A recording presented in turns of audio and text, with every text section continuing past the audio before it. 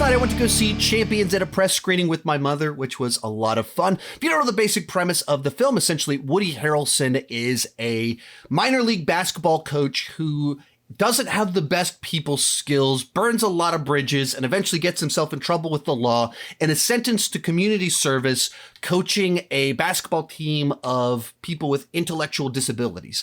So he's essentially put in a position where he has to learn to work with people in a more graceful, gracious manner.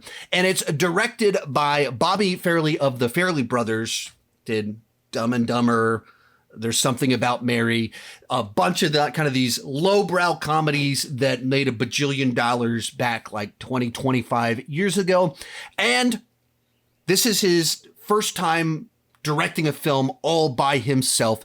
And it's a remake of a Spanish film. And so what did I think about the movie?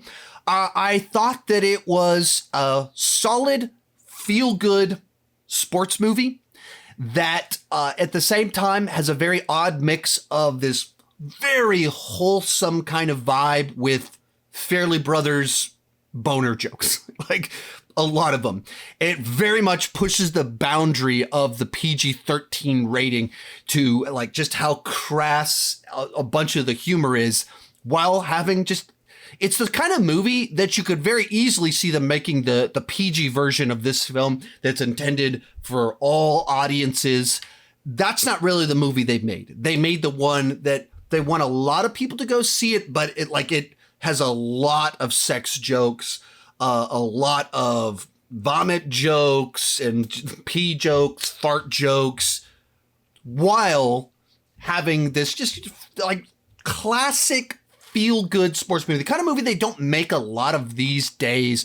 The one that immediately comes to mind, given the basic setup for the film, would be like The Mighty Ducks, that we used to get those movies all the time. We don't get a ton of them.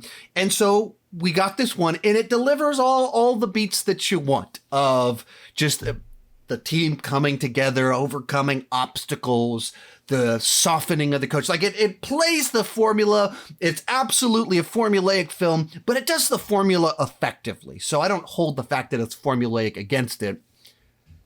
It's just weird that it goes for such a lowbrow, vulgar sense of humor that just doesn't feel like it matches with the wholesome genre that it's typically in. And if you wanted to go just like hard R with it, I could even get that a little bit more, but it feels like it's trying to do both at the same time. Now, did it make me laugh? Yes, it did. It can be very funny in some of these just vulgar jokes that are kind of going on and how crass they are, the context under which they come out, who's saying some of these things. It can be really, really funny, but then it cuts to something that's just so like I keep going back to that word wholesome because it just feels like so pure in another sense, followed by a fart joke, like side by side. It's a weird blend. It doesn't make the movie bad. It was kind of, it just struck me as odd that the direction that they went for it, that the Woody Harrelson kind of in the lead here can play the jerk that's condescending and then switch over to be charming at the same time. So he's so watchable in the lead here on this kind of journey. And the thing that kind of really, like, as you keep having all these little moments where everyone is so happy for everyone else with everything kind of going on. They're just so celebratory with everything happening. That's why you say it's a feel-good movie. That's what a movie without cynicism, really. A movie where people grow and can change, where people can forgive other people. That classic type of story that doesn't feel like we get them as much anymore.